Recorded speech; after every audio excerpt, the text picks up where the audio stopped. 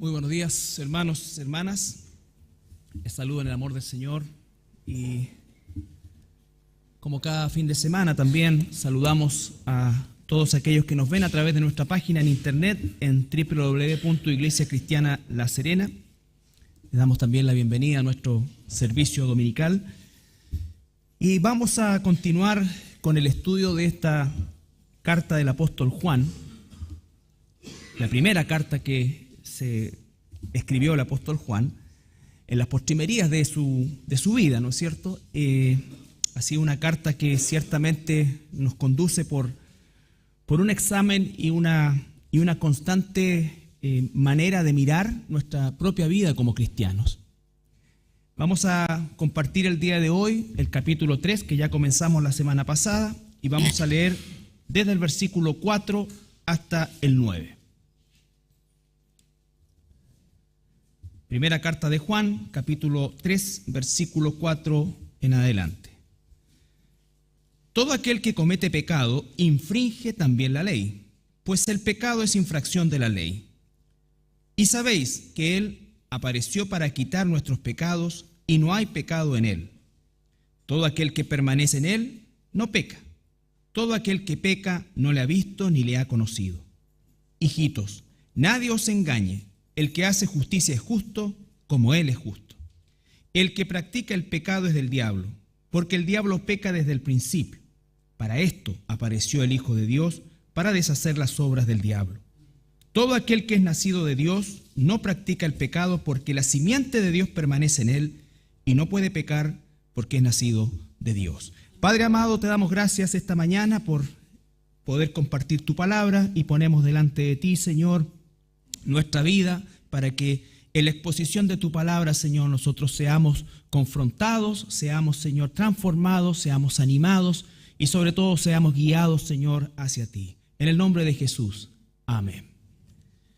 Bueno, la semana pasada nosotros revisamos los primeros 3 versículos que tenían un mensaje muy claro, que es el hecho de que Juan hace un énfasis y dice que somos hijos de Dios. La carta de Juan no está escrita para que nosotros dudemos si somos o no hijos de Dios. Todo lo contrario, la carta de Juan está escrita para que nosotros tengamos certeza de que somos hijos de Dios, y es por eso que entrega toda esta serie de información. Y Juan se ha caracterizado por los contrastes, ¿no es cierto? Y estos contrastes nos llevan a comparar el hecho de ser o no ser. También los primeros 3 versículos del capítulo 1, ¿no es cierto?, aparte de clarificarnos este concepto de que somos hijos de Dios, pone un énfasis en lo que es, en definitiva, el énfasis de toda la Escritura. Y aquí Juan lo está haciendo ver, ¿no es cierto?, con mucha más claridad, que es el hecho de que no es lo importante, y entiéndame bien, lo que hacemos, sino lo que somos. Porque lo que hacemos tiene que determinar o determina lo que somos, ¿no es cierto? Ustedes saben que mucha gente puede hacer sin ser. Y eso es lo que quiere Juan, en definitiva, establecer también. Porque si nosotros decimos y no hacemos, como estaba en los primeros capítulos, ¿no es cierto?, ciertamente nos encontramos frente a una contradicción. Y si eso se repite en el tiempo, ciertamente nos da una claridad de que no hemos sido salvados o no son salvadas las personas que realmente viven en esa condición permanente de práctica del pecado, como lo dice en este mismo pasaje. Entonces, la claridad con que nosotros debemos, ¿no es cierto?, mirar esta carta, no es con la finalidad de tener ese estrés, ¿no es cierto?, de no sabernos hijos de Dios, pero tampoco es para tomar este concepto de hijos de Dios con una liviandad o con una, diríamos nosotros, una falta de agudeza frente a nuestra propia pecaminosidad, ¿ya? Ningún hijo de Dios verdadero va a estar feliz con la práctica del pecado, va a estar cómodo con el pecado, ¿no es cierto? Y en definitiva, esa es una de las principales claves de por qué hacemos lo que hacemos. Hacemos lo que hacemos porque somos hijos de Dios. No hacemos cosas para convertirnos en hijos de Dios, sino que lo que hacemos, lo hacemos porque somos hijos de Dios. Entonces, eso es lo que quiere dejar en claro el apóstol Juan en estos primeros 3 versículos del capítulo 3, y solamente recordar el versículo 1 que dice: mirad cuál amor nos ha dado el Padre. ¿Cuál amor? Y recuerden ese concepto y esa expresión, cuál amor, es una expresión que podríamos decir al día de hoy cuando alguien dice, o cuando nosotros decimos, ¿de qué planeta es esto? Porque realmente no encontramos un punto de comparación, a lo menos muy fácilmente, dentro de lo que conocemos en nuestra realidad. Por lo tanto dice, mirad cuál amor, es una acción o es una expresión de suma sorpresa. Nos ha dado el Padre para que seamos llamados hijos de Dios. Entonces, nos ha dado el Padre para que seamos llamados hijos de Dios. Usted recuerde que el título hijo de Dios es algo que Dios concede, que nosotros recibimos, que no merecemos, ¿no es cierto? Y que además conlleva una serie de situaciones, beneficios, podríamos llamarlo, ¿no es cierto? También, y por supuesto también responsabilidades y características que van a ser propias de nuestro Padre. Somos hijos de Dios. Por lo tanto, vamos a parecernos en un sentido, ¿no es cierto?, a nuestro Padre. Y la única manera de saber que nos parecemos a nuestro Padre es si vivimos conforme a la voluntad de nuestro Padre. Entonces, estamos frente a lo que el capítulo 3, ¿no es cierto?, nos confronta ahora, volviendo Juan, a lo que es este paralelismo.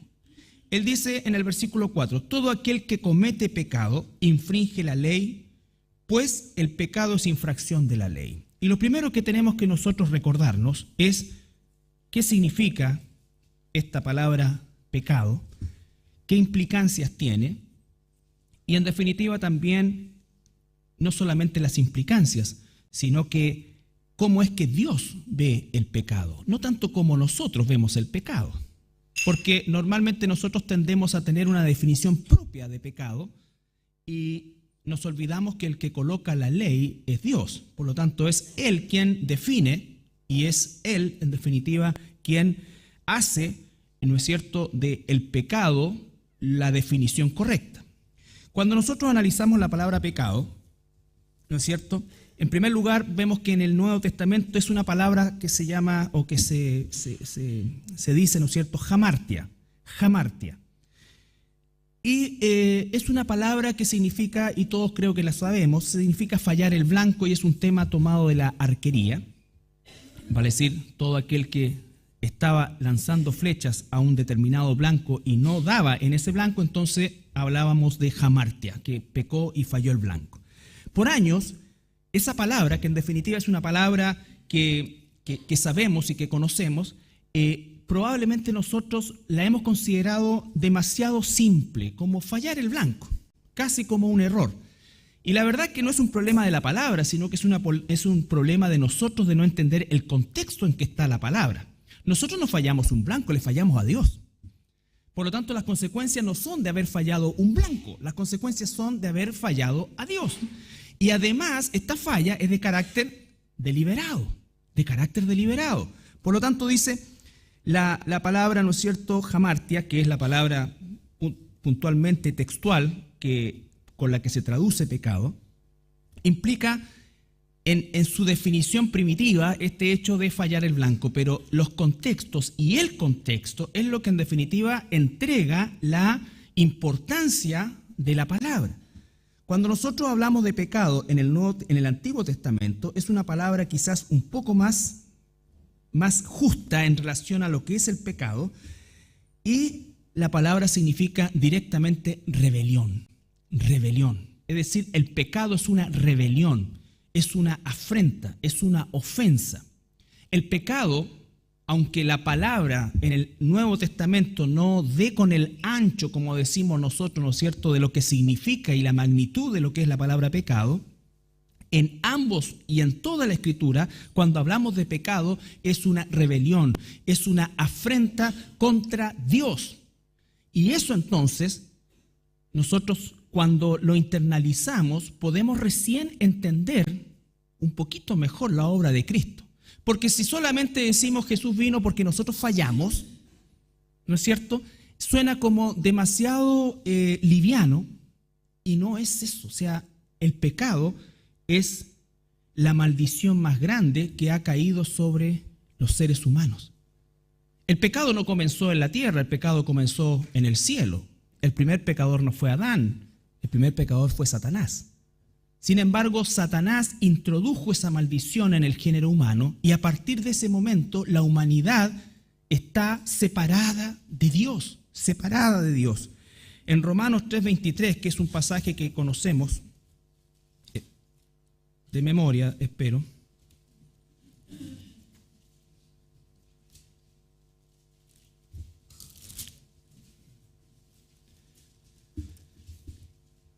Va a darnos un chispazo, diríamos nosotros, de lo que significa el pecado. Dice, por cuanto todos pecaron, todos, la humanidad entera, pecamos y estamos destituidos de la gloria de Dios. Estamos destituidos de la gloria de Dios. ¿Qué significa estar destituido de la gloria de Dios? Significa estar condenado al infierno.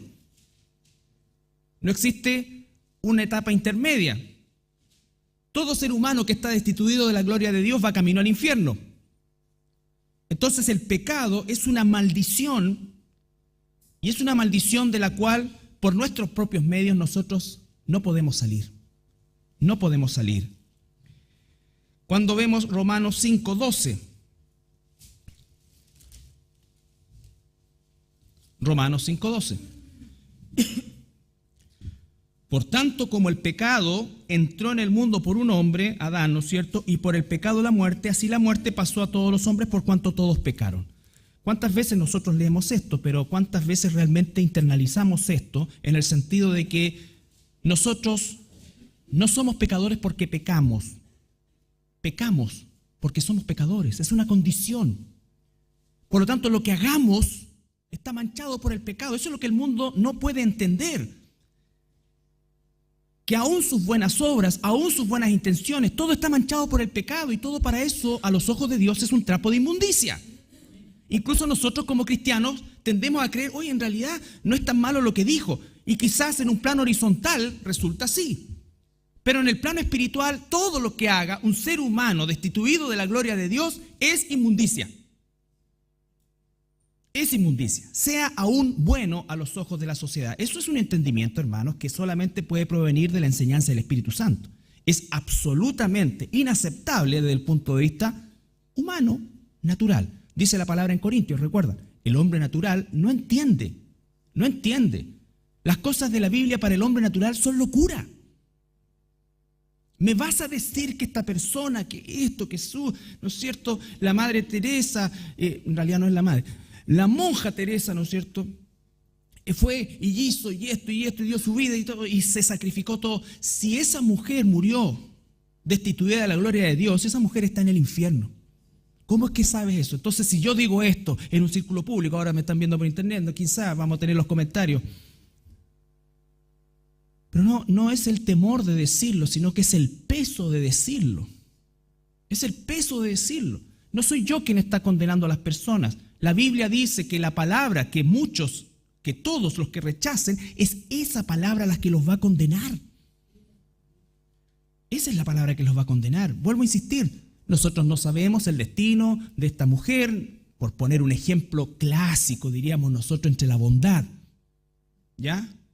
Difícilmente en lo humano alguien pudiera ser quizás más bondadoso. De hecho, creo que ninguno de nosotros llegamos ni a los talones de la bondad de esta mujer, humanamente hablando. Pero si esta mujer murió destituida de la gloria de Dios, esta mujer está en el infierno. Ese es el peso del pecado. Cuando la Biblia dice, estamos todos destituidos de la gloria de Dios, significa que estamos rumbo al infierno. Entonces, solo entonces, volviendo a Primera de Juan, puedo, ¿qué cosa? Emocionarme y darle una dimensión distinta al versículo 5. Y sabéis que Él apareció, Él, nuestro Señor Jesucristo, apareció para quitar nuestros pecados. Él apareció para quitar nuestros pecados. ¿Te das cuenta? Entonces, si no entiendo un poco más profundamente y con claridad qué es el pecado no es fallar el blanco, el pecado, hermanos, no es un error. El error puede tener una connotación moralmente sin, ¿cómo se dice? Inerte, ¿cómo otra definición de inerte? Neutra, gracias. Neutra. Neutra, ¿no es cierto? Si yo estoy escribiendo en el computador y de repente algo es con C o con S, claro, me equivoqué. Bueno, que en el caso mío puede ser pecado por el tipo de ortografía que tengo, pero ya, me equivoqué. Ese es un error. ¿Ya? Si pensaba que era por aquí, pero es por allá, ya, me equivoqué. Esos son errores. ¿Se dan cuenta que, por ejemplo, cuando la gente, sobre todo la gente famosa, o por lo menos conocida, choca, curado, mata a alguien, todo, y después dice, vengo a dar la cara, cometí un error? No, no cometiste un error. Infringiste una ley y fuiste rebelde, porque todo el mundo que conduce tiene que saber que no puede conducir en estado de ebriedad, que no puede. Eso es pecado. Por eso se dice infracción de la ley, porque yo sé que esto está mal. Y tengo que convencerme que está bien. ¿Qué es lo que pasa cuando la persona empieza a tomar el pecado y llamar a lo malo bueno y a lo bueno malo? ¿Qué es lo que está pasando hoy día? ¿No es cierto? Entonces, ese aspecto es fundamental de entender. El pecado no es un error. El pecado, el error puede ser neutralmente, ¿no es cierto?, amoral. No tiene un aspecto moral. Cuando le agrego intencionalidad y cuando le agrego conocimiento, entonces ya no es un error. Es una falta, es un pecado. Por eso dice que el pecado es infracción de la ley de Dios. Dios dice, no matarás, ¿no es cierto? No asesinarás, no codiciarás. Jesús viene y sube la vara al corazón y dice, el que piensa en matar a alguien ya lo asesinó en su corazón. Estamos infringiendo la ley según Dios. Entonces, el pecado, hermanos, es infracción de la ley, y solamente cuando entendemos eso, el versículo 5 adquiere otra dimensión para nosotros. Y sabéis que Él apareció para quitar nuestros pecados y no hay pecado en Él. En Juan, el Evangelio, 1:29, el mismo apóstol registra las palabras de Juan el Bautista.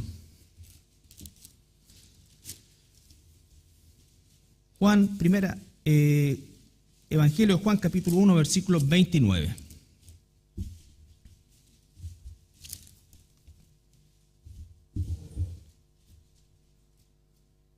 Al siguiente día vio Juan a Jesús, que venía a él, y dijo, he aquí el Cordero de Dios que quita el pecado del mundo. Juan, en su mentalidad judía, en su tradición judía, tiene la concepción del Cordero que quita el pecado de Israel por un año. Pero acá Juan, inspirado por el Espíritu Santo, dice, he aquí el Cordero, no de Israel, no está Israel colocando su mejor Cordero, es el Cordero de Dios. Y por lo tanto, como es el Cordero de Dios, tiene el poder de quitar el pecado, no solamente de la nación de Israel, sino que del mundo. Del mundo. Ese es el punto. Ese es el punto. Entonces, para esto, volvemos a primera de Juan, para esto apareció Jesús, dice, ¿no es cierto? Para esto apareció. Cuando vamos al verso 6, estamos en primera de Juan 3:6. Todo aquel, no todos, todo aquel, es algo que está singularizando esta expresión. Ya hemos enseñado lo que la Escritura dice respecto a todo lo que es el proceso de la soberanía de Dios, en la cual nosotros no tenemos injerencias. Todo aquel es una singularización de esta gracia maravillosa de Dios. Por eso es que nosotros no condenamos al mundo inconverso, porque el mundo inconverso está en la misma posición que nosotros estábamos, está en la misma condición imposible de volver a Dios. Y Dios, en su soberana voluntad, ¿no es cierto?, Él nos predestinó antes de la fundación del mundo para que fuéramos sus hijos. No tuvimos nosotros injerencia en esa decisión. No hubo mérito nuestro, y eso siempre lo recalco, hermanos, porque esto no es un motivo de orgullo, porque yo fui más espiritual que mi hermano, que fuimos a la misma escuela, que vivimos bajo el mismo techo, que comimos lo mismo, todo, pero él nunca recibió al Señor y yo sí, entonces yo era mejor que él. No es por eso. No es por eso. Y hasta el último momento que un ser humano respire sobre esta tierra, nunca sabremos si hay una gracia de Dios también para él o para ella. Pero no podemos nosotros enseñar que nosotros elegimos a Dios, porque Él nos eligió primero. En nuestra horizontalidad nosotros decimos, sí, yo recibí al Señor, pero cuando estamos con Él nos damos cuenta que Él nos eligió primero. Y eso entonces bota todo orgullo, bota toda idea, ¿no es cierto?, de ser mejor que otros. Por lo tanto, todo aquel que permanece en Él. Recuerden ustedes, la permanencia, ni siquiera la permanencia es fruto de nosotros. Es Él que nos tiene en su mano y nadie podrá arrancarnos de la mano de Él, ni siquiera nosotros mismos. Ni siquiera nosotros mismos. Eso se llama, ¿no es cierto?, la seguridad de la salvación. Eso se llama reconocer que es Dios quien me salvó y Dios quien me mantiene. Es por su fidelidad, no por la mía. Si fuera por mi fidelidad, yo habría perdido mi salvación casi al momento de salir de las aguas del bautismo. Eso es la realidad nuestra, hermanos. Y ahora entonces todo aquel que permanece en Él no peca. Aquí está hablando desde la perspectiva de Dios. Este es un pasaje que puede resultar controversial desde el punto de vista de ¿qué?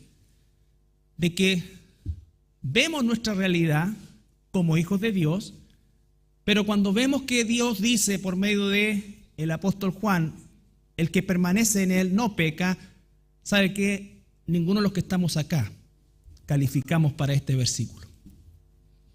¿No es cierto? Ninguno. Pero es ahí donde tenemos que entender la mente de Dios conforme a la revelación de la Escritura. Aquí, cuando dice aquel que permanece en Él no peca, todo aquel que peca no le ha visto ni le ha conocido, no es desde nuestra perspectiva, sino que desde la perspectiva de Dios. Dios ya nos ve sin pecado. Dios ya nos ve glorificados. Dios no puede mirarte a ti y verte pecador, porque tendría que castigarte. Cuando Él me ve a mí, ve a su Hijo. Y por eso Él dice que el cristiano, y esto ya no es algo que debo hacer, es algo que Dios dice que yo veo. Para los ojos de Dios yo ya estoy en la gloria. Para mis ojos yo voy a la gloria. Son dos perspectivas distintas. Estoy mirando de acá, yo voy camino a la gloria, pero Dios me está viendo de allá porque está viendo a su Hijo, ya me ve en la gloria. Porque si me ve con pecado, entonces ¿qué pasa? Me tiene que condenar. Por eso es que el Espíritu Santo no se entra y se sale. El Espíritu Santo está, es un sello. Y cada vez que Dios mira tu vida, mi vida, ve ese sello. Y eso significa consumado es. Consumado es. A los ojos de Dios nosotros no estamos en un proceso. A nuestros ojos nosotros por supuesto que estamos en un proceso. Vamos allá. Pero Dios dice, nos ha hecho tiempo presente. Sacerdotes, reyes. Yo me miro, ni sacerdote, ni rey, ¿no es cierto? Ni santo, ni glorificado, ni nada. Eso es lo maravilloso de la doctrina de la sustitución y de la imputación. En 2 Corintios.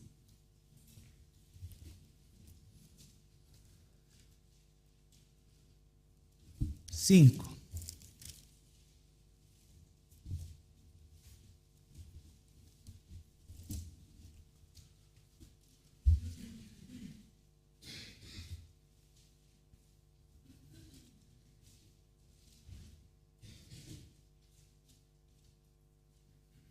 Segunda de Corintios 5,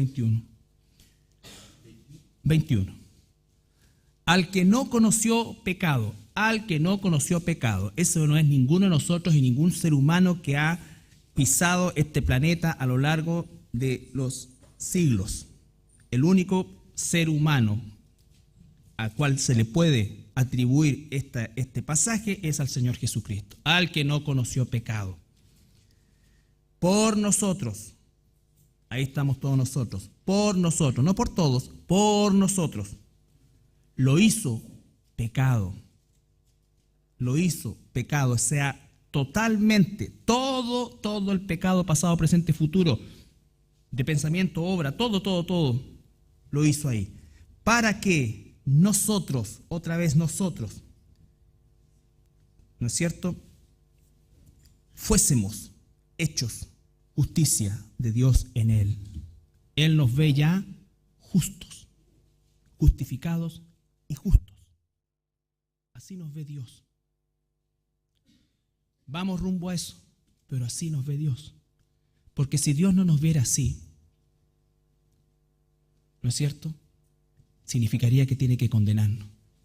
Por lo tanto, cuando Dios ve a los hijos, ve a su hijo.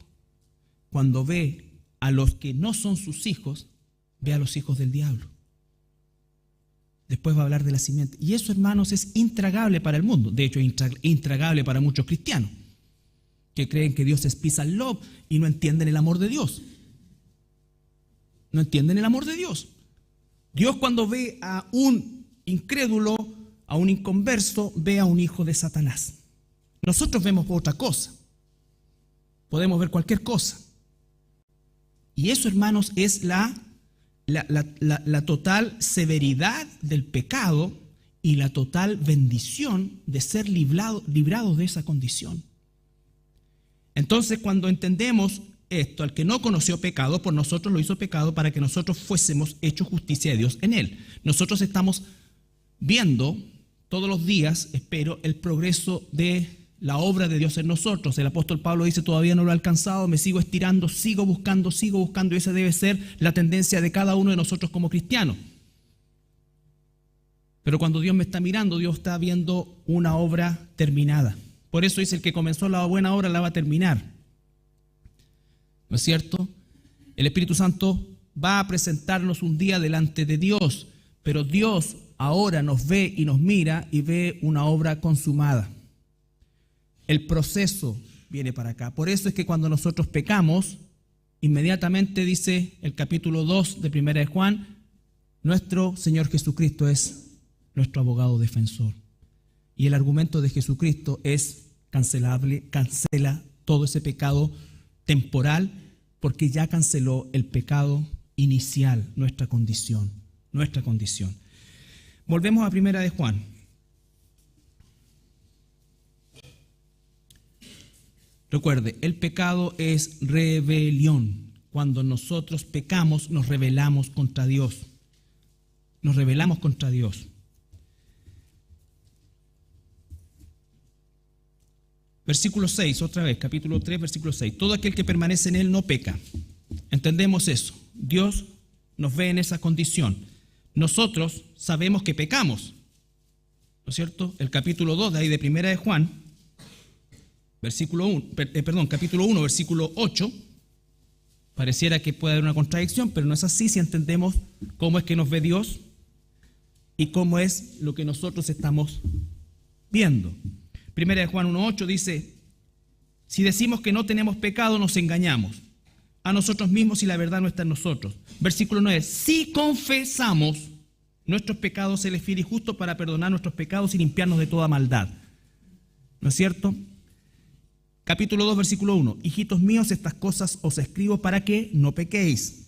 Y si alguno hubiera pecado, abogado tenemos para con el Padre, a Jesucristo el justo. Bien, esa condición maravillosa es a la que se va a referir a partir del versículo 7. A partir del versículo 7. Porque aquí vamos a hablar de la actitud frente al pecado. Recuerden que en contraste que nos presenta la carta de Juan, es siempre el que dice, pero no hace, el que esto, está remeciéndonos a nosotros para reconocer si somos unos hipócritas que tomamos el pecado como nada, o si somos verdaderamente hijos donde el pecado nos duele y nos volvemos a él. Tiene que ver con la actitud frente al pecado. Yo me digo hijo de Dios, pero no tengo ningún empacho en seguir pecando y ni siquiera me molesta. A lo más me afecta porque me afecta mi, diríamos nosotros, mi prestigio frente a los demás. Pero ese no es el punto del dolor. El Hijo de Dios, hermanos, el Hijo de Dios no puede vivir en el pecado.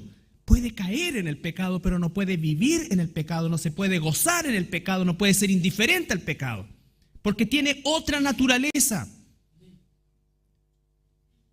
Si tú vas a pescar, y a mí no me gusta el pescado, pero si tú vas a pescar y sacas un pez, ¿no es cierto?, y lo tiras al lado, el pez, ¿qué es lo que va a tratar de hacer?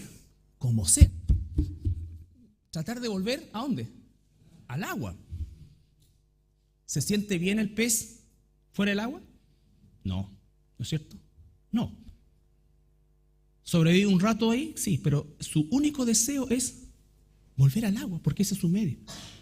Ahora, si vas con tu gato, ahí sí, y el gato cae al agua, mi gato cae al agua, te aseguro que ese gato, engrifado como sea, lo único que va a querer es salirse del agua, porque no es su hábitat. El cristiano, cuando cae en el pecado, no puede chapotear ahí, nadar, bucear. Lo único que quiere es salir. Eso es lo que está diciendo esto. Y eso es lo que marca. Yo puedo decir, mira, yo soy cristiano, en realidad, yo sé que Dios me perdona todo, pero total, como muchos dicen, mira, yo en realidad estoy juntando pecado para que después Dios me perdone harto, porque Él me perdona. Esa desfachatez no es propia de un hijo de Dios. No es propio de un hijo de Dios. Entonces, cuidado con los que piensan así, dice Juan. Cuidado con los que piensan así. Porque además de eso empiezan a cauterizar su mente. Porque si Dios me aguantó esta, supongo yo, siendo pecador, Dios me aguantó esta, claro, y puedo hacer esto y no pasa nada, y no pasa nada. ¿Qué dice la Biblia respecto a los hijos de Dios? A los que ama Dios, ¿qué cosa? Corrige. Si alguien se cree cristiano y lleva 10 años viviendo en pecado y haciendo las de Kiko, Caco, Queco, Cuco y los demás, y no ha recibido nada, yo diría, pon un alto, porque es probable que ni siquiera seas cristiano. Ni siquiera seas cristiano. Porque si yo infrinjo la ley de Dios siendo un hijo de Dios y permanezco en eso, va a pasar lo del hijo pródigo. En un momento voy a entrar en sí. Pero el hijo pródigo no estuvo 10 años. Cuidado con eso. El hijo pródigo se calcula, aquí no hay que ser dogmático, pero es solamente un cálculo, no estuvo más de un año fuera de la casa, en función de la riqueza del padre, ¿verdad? Y todas las cosas que no vale la pena contarlas. Pero estoy hablando de que no es una cosa que después de 20 años, quizás sabes que si a alguien le pasa eso, sabes que lo que puede haber pasado realmente, y lo que realmente pasa, es que ahí recién se convirtió y vivió 20 años creyendo que era cristiano. ¿Me explico? Imagínense un pez saltando, ¿no es cierto?, tomando sol, echándose agüita, 5 horas fuera del agua. ¿Cómo sería eso? Anormal, a lo menos. A lo menos. Un cristiano no puede estar 20 años, 10 años, 5 años. Un cristiano no debería estar ni un minuto ahí. No voy a hacer juicio de los tiempos, hermanos. Simplemente estoy diciendo las actitudes frente al pecado. Nosotros no vemos el corazón, pero la Biblia dice que los frutos son los que marcan eso. Y cuando tú ves una persona que se dice cristiana, pero vive como pagana y es la constante de su vida, la Biblia no dice, anda y condénalo. La Biblia dice, sí, apártate de los tales, nada más. Nada más. Pero tenemos que entender estas posiciones que nos muestra la Escritura, porque eso clarifica la realidad del pecado, clarifica nuestra situación y clarifica nuestra condición hacia el pecado. Esto es exactamente lo mismo que gente que cree que se merece las cosas de Dios y cree que Dios le tiene que conseguir desde un estacionamiento hasta un préstamo, hasta una casa y todo este tipo de situaciones. No, Dios no nos debe nada. Y todo lo que nos da es por gracia y misericordia de Él. Dios no nos debe nada. La gente dice, es que yo en realidad no fui más porque tanto que pedí y no pasó nada. ¿De dónde sacan esa mentalidad? Yo tanto que oré y no se sanó mi mamá, tanto que oré y no me salió esto, tanto que oré y no me contrataron, tanto que oré y esto. Dios no nos debe nada. Nada. Entonces, cuando tú entiendes eso, puedes apreciar de una manera totalmente distinta el amor de Dios. Porque no nos debe nada y nos da todo. Cuidado con eso. No es que no nos da nada, no nos debe nada y nos da todo. Hoy día estamos aquí respirando, sentados, ¿no es cierto? Porque Dios quiere. Cada día Él renueva sus misericordias. Renueva sus misericordias. Entonces, versículo 7, capítulo 3, versículo 7. Logramos entender un poco mejor la magnitud de esto. Dice, hijitos, nadie os engañe. El que hace justicia es justo, como Él es justo. El que hace justicia es justo, como Él es justo. ¿Por qué? Recuerdan el final del versículo 3, del capítulo, del pasaje anterior, de lo que vimos la semana pasada, 3:3, ahí mismo. Y todo aquel que tiene esta esperanza en Él se purifica así como Él es puro. Todo aquel que tiene esta esperanza, si yo creo esto, es porque Dios me ha dado la fe para creerlo, ¿no es cierto? Y eso va a provocar una transformación. Y porque lo creo, ¿no es cierto?, lo hago.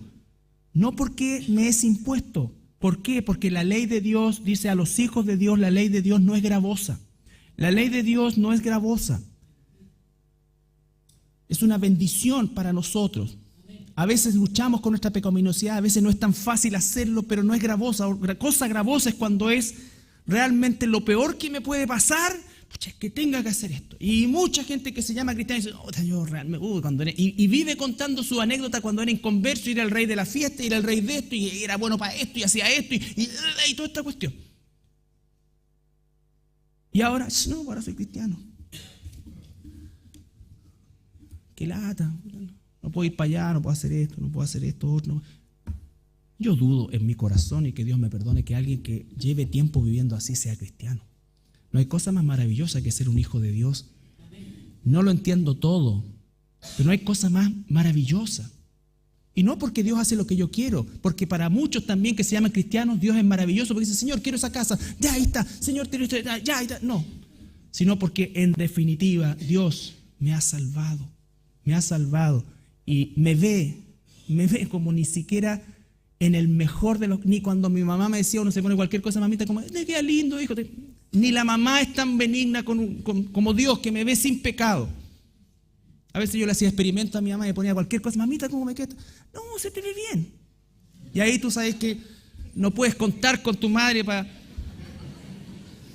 nada en ese tipo. Mamita, ¿y estos zapatos cómo se ven? No, están bonitos. Nada, o sea, es la última persona a la que le puedes preguntar. Por lo menos la mía. Por lo menos la mía.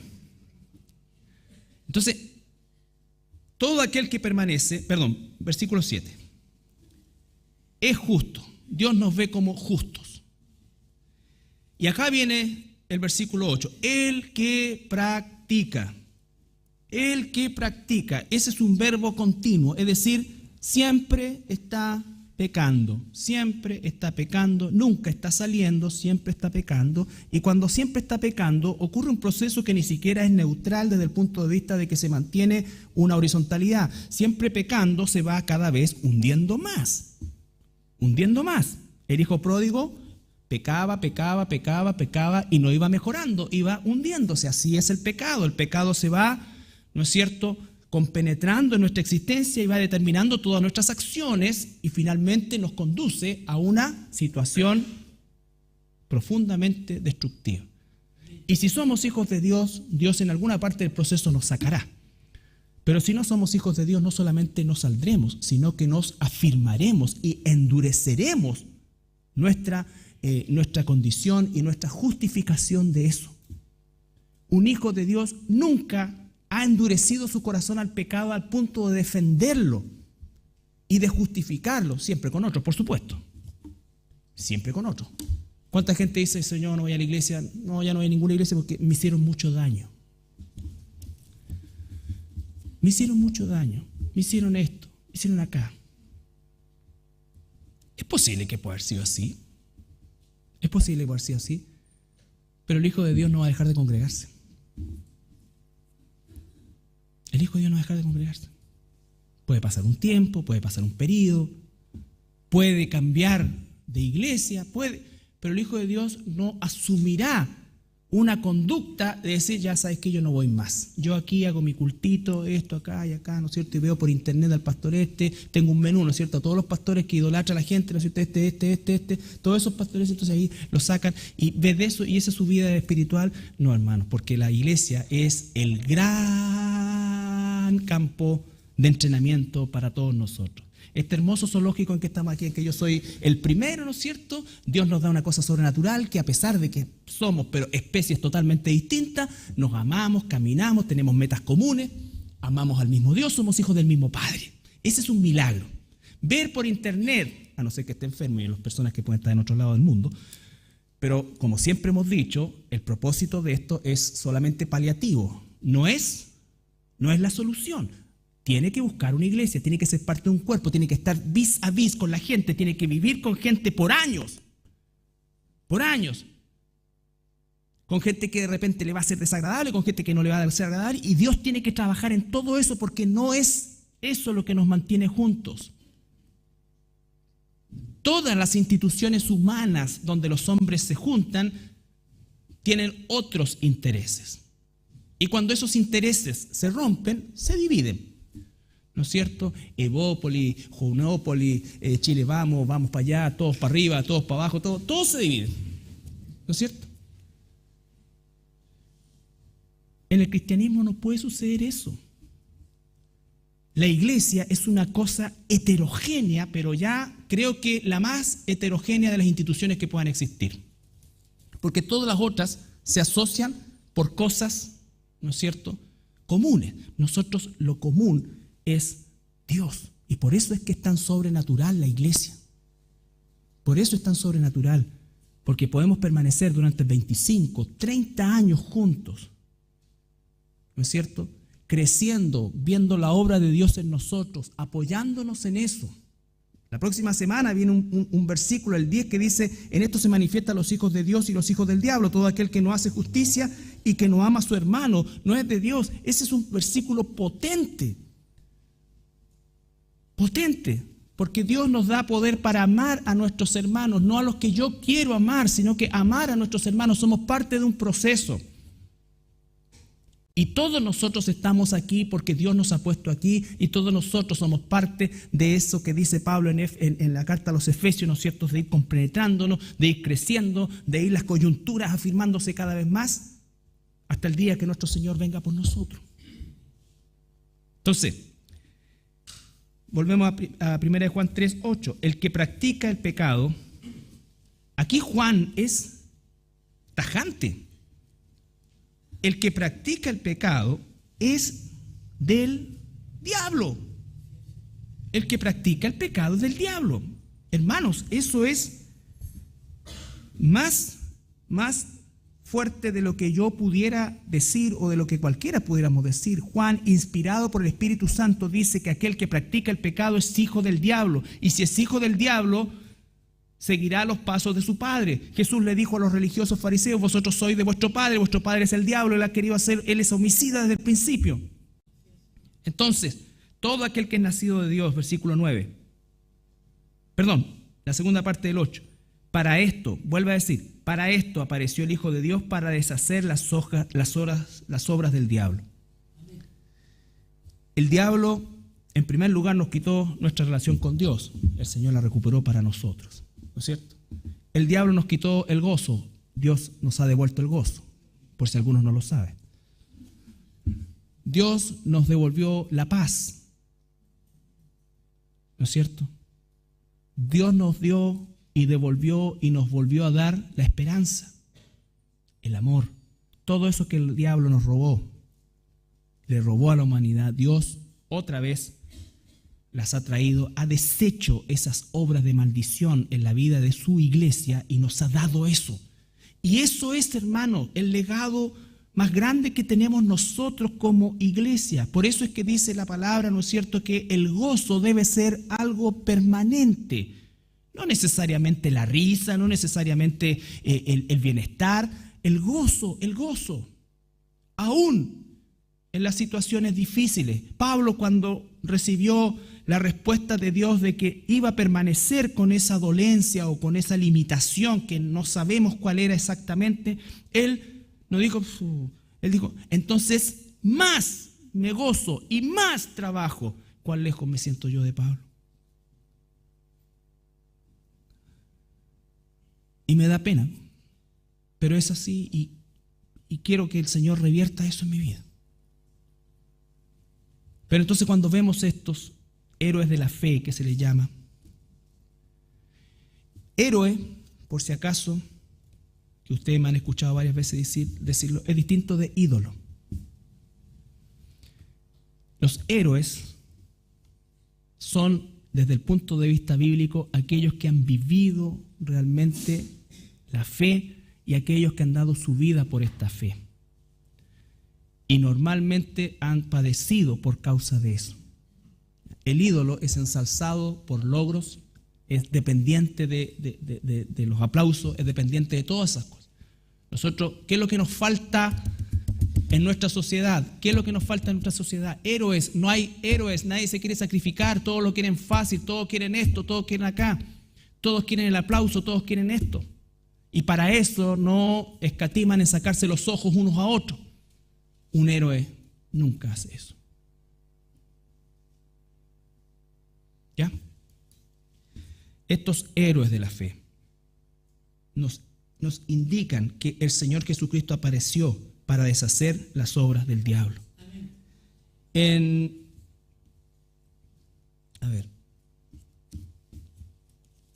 Vamos a ver,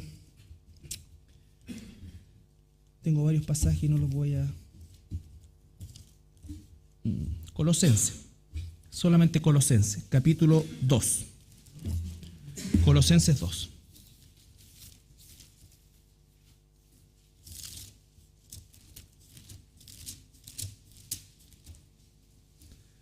Colosenses 2, versículo 13 al 15.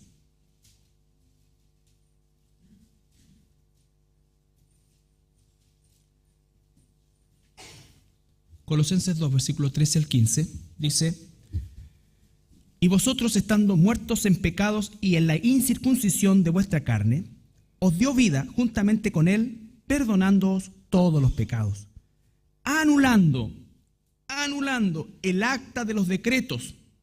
Anulando el acta de los decretos. Recuerden ustedes, cuando el día miércoles revisamos la palabra decreto, es algo que se tiene que cumplir, sí o sí, ¿no es cierto? Dios decreta y se cumple. Pero el único que podía anular ese decreto, y por eso que ningún ser humano puede salvarse por sí mismo, porque el único que tiene el poder de anular ese decreto es Dios mismo. Y eso es lo que hizo nuestro Señor Jesucristo, anulando el acta de los decretos que había contra nosotros, que nos era contrario. Ese decreto, ¿qué decía? Somos seres humanos, somos pecadores, estamos condenados. Jesús cambió ese decreto,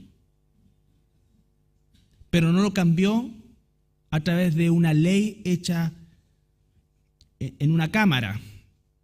Lo cambió con su vida. Él pagó el precio. Él no solamente anuló el decreto, sino que cumplió el decreto para poder imputarnos justicia a nosotros.